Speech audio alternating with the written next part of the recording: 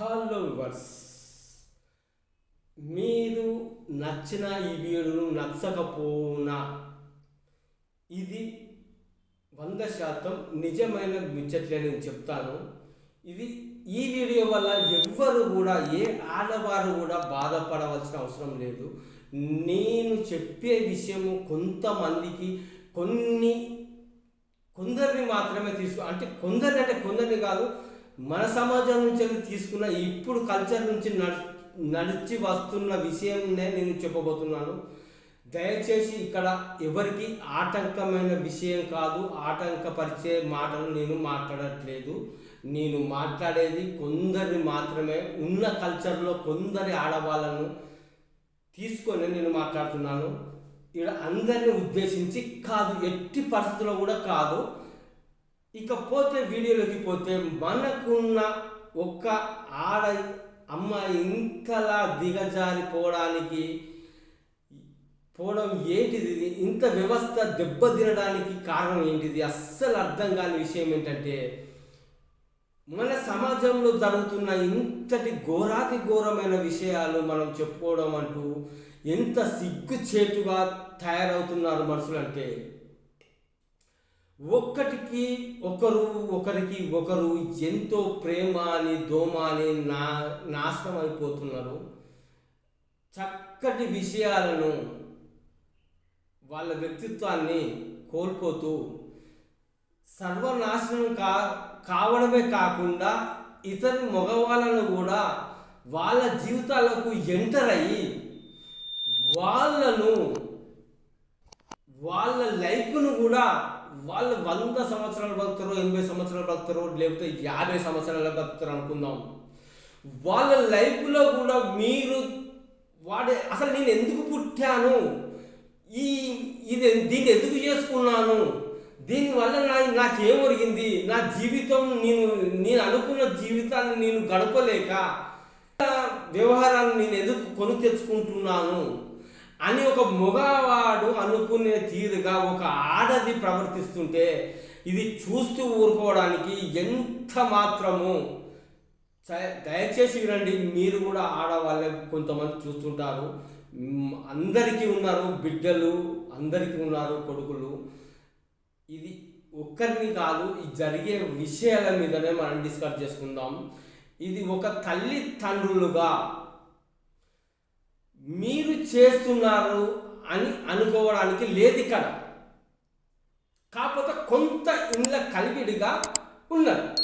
అది ఏంటంటే, ఇప్పుడు మనం అనుకుంటామే ఆవు చేళ్ళ మేస్తే దూడ గట్టున మేస్తుందా అని.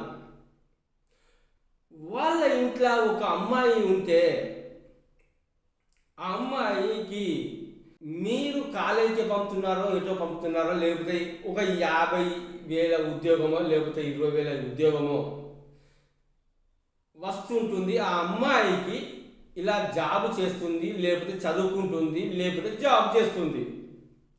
ఆ అమ్మాయికి ఒక 20,000 జాబే ఉండొచ్చు. మామూలుగా చెప్తున్నాను, ఒక సిటీ కల్చర్ అమ్మాయిల గురించి మనం మాట్లాడుకుందాం. వాళ్ళు ఎంత దిగజారిన వేషాలు, అందరినీ కాదు నేను చెప్పేది, మరీ చెప్తున్నాను. నేను ఎవరికి కూడా ఇక్కడ రాంగ్ కాదు, నాకు ఆడదంటే తల్లితో సమానమే, నేను జరిగే మాత్రమే చెప్తున్నాను. ఓకే, ఆ అమ్మాయి ఒక 20,000-25,000 జాబు, 30,000 జాబు చేస్తుంటే అలాంటి అమ్మాయిల దగ్గర కోకొల్లలుగా, అంటే లక్షలు విలువ చేసే వస్తువులు వాళ్ళ దగ్గరికి ఎలా వస్తున్నాయి, వాళ్ళు ఏం చేస్తున్నారు, ఎలా వస్తున్నాయి? సపోజ్ ఫోన్ చూస్తే వాళ్ళ ఫోను ఒక్కొక్కటి 1,50,000, 1,70,000, 1,00,000 పైన. ఈ ఫోన్లన్నీ ఏ జాబ్ చేస్తే, ఏం చేస్తే వస్తాయి? ఒక మొగాడి దగ్గర లేని ఫోను కొందరి దగ్గర ఈ ఫోన్లు ఎలా వస్తున్నాయి? ఏ ఒక్కరైనా వాళ్ళకు ధరించే దుస్తులు, తీరొక్క దుస్తులు 100ల కొద్ది, 1000ల కొద్ది రూపాయలు పెట్టుబడి పెట్టుకొని మీరు కొనిస్తున్నారా తల్లిదండ్రులు? నేను అందరిని అడుగుతున్నాను, మీరు మీ అమ్మాయికి మీ ఇంటి తరఫున ఏ వస్తువులు వచ్చి మీరు ఇస్తున్నారో ఆమె ఏమి కొనుక్కుంటుంది ఒక్కసారి మీరు గ్రహిస్తున్నారా? మీకు తెచ్చుకునే అవసరం పండుగకు పబ్బానికో ఉంటుంది, లేకపోతే పైసలు ఉంటే కలిగి ఉంటే మీరు నెలకోసారి కొనుక్కోవచ్చు, లేకపోతే 2 నెలలకోసారి కొనుక్కోవచ్చు. అవి తెచ్చి పెట్టుకుంటున్నారు. వేరే వివిధ వస్తువులు మీకు తెచ్చిపెట్టుకోవడం జరుగుతుంది. కానీ మీ ఇంట్లో ఉన్న అమ్మాయికి మీకు తెలియకుండా ఆమె దగ్గర ఇలాంటి ఖరీదైన వస్తువులు ఎక్కడి నుంచి వచ్చాయని ఒక్కసారైనా అడిగారా? ఒక్కసారైనా అడిగారా? ఏం చేస్తే వచ్చిందని? నేను ఉద్దేశించి అందరినీ తప్పుగా ఉద్దేశించి మాట్లాడట్లేదు. సరే, ఒక ఫ్రెండ్లీగా ఉన్నవారు ఎవరైనా గిఫ్ట్గా ఇచ్చిన దాని గురించి నేను మాట్లాడట్లేదు. కానీ అందరికీ ఇలానే వాళ్ళు గిఫ్ట్గానో ఏదో విధంగా రావడం అంటూ జరగట్లేదు ఇక్కడ. అది విషయం. ఏమి చేస్తోంది? మీరు ఒక్కసారైనా అమ్మాయిని మీరు కళ్ళిచ్చి అడిగారా? అడిగితే అక్కడి నుంచి అస్సలు సమాధానం ఉండదు. మీకు తెలుసుకోవడానికి అవకాశమే లేకుండా, అసలు అవకాశమే లేకుండా మీరు అడిగితే కూడా అక్కడ పనిచేయదు. మిమ్మల్నే బెదిరిస్తుంది. మీరు భయభ్రాంతులకు గురికావడానికి సంఘటనలు అక్కడ జరిగేటట్టు చేసి మరి తప్పించుకునే దొంగ వేషాలు అమ్మాయి దగ్గర ఉన్నది. ఆ అమ్మాయిలు ఎందుకు ఇలా చేస్తున్నారో మీరు అడగట్లేదు. మీరు చిన్నప్పటి నుంచెల్లే సరైన రీతిలో మీరు పెంచితే కూడా ఇప్పుడున్న వాతావరణాన్ని మనము తట్టుకోలేకుండానే జరుగుతుంది. అది నీ బిడ్డను నా బిడ్డ అనుకుందాం, సరిగ్గా పెంచి బయటికి పంపిస్తే ఆ బిడ్డతోటి స్నేహం చేసే వాళ్ళు కోకొల్లలు మంది ఉంటున్నారు. ఆ కోకొల్లలు మంది ఇక్కడ ఒక చెప్పడం అంటూ జరుగుతుంది. ఒక మందలోకి మంచిదైనా కానీ మందలోకి వెళ్ళి చెడిపోవడానికి కారణం అంటూ జరుగుతుంది. ఆల్రెడీ మనం మంచిదాని గురించి పక్క పెడదాం, మంద గురించే మాట్లాడుకుందాం. ఈ మందలో ఉన్న వాళ్ళు వాళ్ళ తల్లిదండ్రులు కరెక్టే ఉన్నారా? మందలోకి వెళ్ళిన అమ్మాయిలు అంటే ఒక విధంగా సరైన విధంగా లేకుండా, మీకు ఎటువంటి రహస్యాలను వెల్లడించకుండా తనకు తానే నడవడిక మీకు కనబడుతుండే ఆ అమ్మాయిని మీరు కనుక తల్లిదండ్రులు ఉండి అడిగారా? ఆ అమ్మాయి ఏమి చేస్తుంది? ఇలాంటి వస్తువులు ఎక్కడి నుంచి వస్తున్నాయి? ఇలాంటి ఖరీదైన వస్తువులు రావడానికి మనమేం గొప్పలం కాదు కదా, మనకేం ఆస్తిపాస్తులు లేవు కదా. ఇలాంటి ఖరీదైన వస్తువు ఈ అమ్మాయి దగ్గరికి ఎవరో ఇవ్వడానికి మనమేమైనా పెట్టి పుట్టామా? ఆ వస్తువు అంత ఖరీదైన వస్తువు మన కూతురుకి ఎందుకు ఇచ్చారు అని ఏ తల్లిదండ్రులైనా ఆలోచించారా? వాడికి ఏమి దారపోసిందో ఎవరికైనా తెలుసా? ఇలాంటి విషయాలు సంఘటనలు ఏ తల్లిదండ్రులైనా మీరు కనుక తల్లి అయి ఉండి మీరు కనుక అడిగితే డైరెక్ట్ ఒక ముచ్చట చెప్తుంది. ఫస్ట్ తల్లి నీ సంసారం నువ్వు చక్కదిద్దుకో, నీ ఏషం నువ్వు కరెక్ట్ చూసుకోమని చెప్తుంది. అంటే అక్కడ ఏమన్నట్టు? తల్లి అనేది కరెక్ట్ లేదు. కరెక్ట్ తల్లి ఉంటే బిడ్డ కరెక్ట్ పెరుగుతుందని అనుకోవచ్చు. అక్కడ రివర్స్ నీకు ఇయ్యనంత స్థాయిలో నువ్వు తల్లివి లేకుంటే నీ బిడ్డ ఎలా ఉంటుంది? దయచేసి కల్చరు చాలా విపరీతమైన కల్చర్లు మనకు జరుగుతున్నాయి. నేను వెల్లడించలేకపోతున్నా. ఈ విషయాలు వెల్లడిస్తే సరి అయిన పద్ధతి కాదని నేను నొచ్చుకొని అసలు నాకు ఏం మాట్లాడాలో అర్థం కాని విషయం. కాలేజీ పిల్లలు 10 చదివి ఎంటర్ అయిన పిల్లలకు 12, 11 డిగ్రీ ఇలాంటి పిల్లలు అసలు ఏం చేస్తుంటారు, ఏ టైంకి వస్తున్నారు, ఏ టైంకి పోతున్నారు, నీకు చెప్పేది ఒకటి అక్కడ పోయేది ఒకటి. నువ్వు ఏనాడైనా వెనకబడి వెళ్ళినావా? నీ బిడ్డ దగ్గరికి నువ్వు బిడ్డ ఎడిపోతుందని ఒక్కనాడైనా నువ్వు వెళ్ళినావా? నీ బిడ్డను ఇక్కడ చెప్పిన మాట నిజమే, నాకు చెప్పిందంటే నా బిడ్డ మంచిదే నా బిడ్డ ఆడికే పోతాను నువ్వు అనుకున్నావు, కానీ ఒక్కనాడు నీ బిడ్డ వెనక నువ్వు రహస్యంగా వెళ్ళి చూసినావా? ఎటు పోతుంది?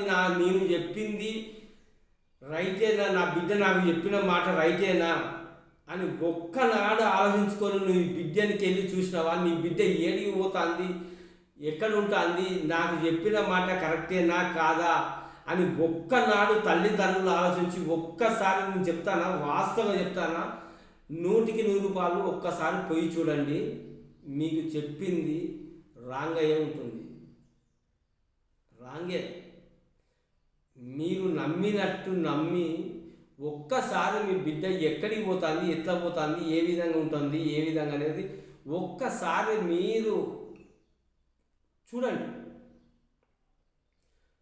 అసలైన విషయాలు, చాలా విషయాలు బయటపడతాయి. నేను అందరినీ బిడ్డలని అనట్లేదు, నా బిడ్డలే అందరూ, నేను అందరినీ అనట్లేదు. చాలా మటుకు ఇలాంటివే జరుగుతున్నాయి కాబట్టి నేను ఒక్కసారి తల్లిదండ్రులు ఆలోచించుకోవాల్సిన అవసరం ఉన్నది. ఇది నా బిడ్డల గురించే నేను చెప్తున్నాను అనుకోవాలి మీరు కూడా. అర్థమైందా? ఎవరిని ఉద్దేశించింది కాదు. ఒక్కసారి మీరు గ్రహించుకొని మీరు పసిగట్టండి. పసిగడితే మన బిడ్డలు మంచివారా, మంచివారే, మంచివాళ్ళు కాదు అని అనుకో. మీకు మీరు డెసిషన్ తీసుకోకండి.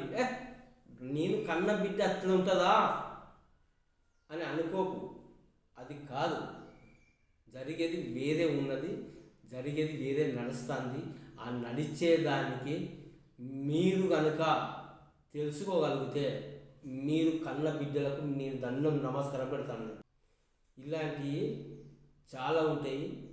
చాలా గమనించుకొని ప్రతి ఒక్క తల్లిదండ్రులు మంచి డెసిషన్ తీసుకొని మీరు కనుక ఒక వ్యక్తికి ఇవ్వాలనుకుంటున్నారు, కానీ ఆ వ్యక్తి వాడు ఆఫీసరా, 50,000 నౌకరా, ₹1,00,000 నౌకరా, వానికి హైదరాబాద్లో బిల్డింగ్ ఉన్నదా, వానికి ఎన్ని కార్లు ఉన్నాయి, వానికి ఎన్ని గోల్డ్ ఉన్నాయి, వానికి మెడలు ఎన్ని గొలుసులు ఉన్నాయి, వాడు వేసుకునే బట్టల ఖరీదు ఎంత అని అన్ని చూస్తాను. కానీ వానికి లేస్తుందా, లేవదా, పండడా, మన బిడ్డలను చూసుకుంటాడా, సరిగ్గా సరైన అన్నం పెడతాడా? ఇదే కావాలి మనిషికి కావాల్సింది. బుక్కడంత అన్నము, సరైన పడక సుఖము, సరైన విధంగా చూసుకునే పద్ధతులు అవి కలిగి ఉండాలి. అవి కలిగినప్పుడు నీ బిడ్డ సుఖపడుతుంది, నా బిడ్డ సుఖపడుతుంది. నేను అనుకున్న కూడా అదే. అర్థమైందా? సరైన విధంగా ఉండి సంసారాన్ని చక్కగా మనము నిర్వర్తించుకునే అవకాశం మనకు ఉన్నప్పుడు ఆడు ఎవడైనా సరే వాడిని మనం తెచ్చుకోవాలి. కానీ వాడి జీతాన్ని, వాని వ్యవహారాన్ని, వాని బిల్డింగులను ఇవన్నీ మనం మధ్యలో పెట్టుకొని మన బిడ్డనిస్తే వాడు ఆ గోసి చదువుకున్న వారికే సరిపోతుంది. ఆ గోసు చదువుకొని వచ్చి నిద్రపోతాడు. వాస్తవం చెప్పాలంటే ఇదే వాస్తవము, 100% కానీ మీ బిడ్డలను మీరు సరైన పద్ధతిలో పెంచుతున్నారా? అది మొదటి విషయం. ఇది రెండో విషయం. ఓకే, చాలా జాగ్రత్తగా వినండి. మళ్ళీ చెప్పడానికి కుదరదు. మీరు ఇలాంటి విషయాలు వినాలంటే కంపల్సరీ సబ్స్క్రైబ్ చేసుకోండి, వీడియోని లైక్ చేయండి. మీ వల్ల ఇంకొక 10 మంది వినగలుగుతారు లైక్ చేస్తే. ఖచ్చితంగా డన్.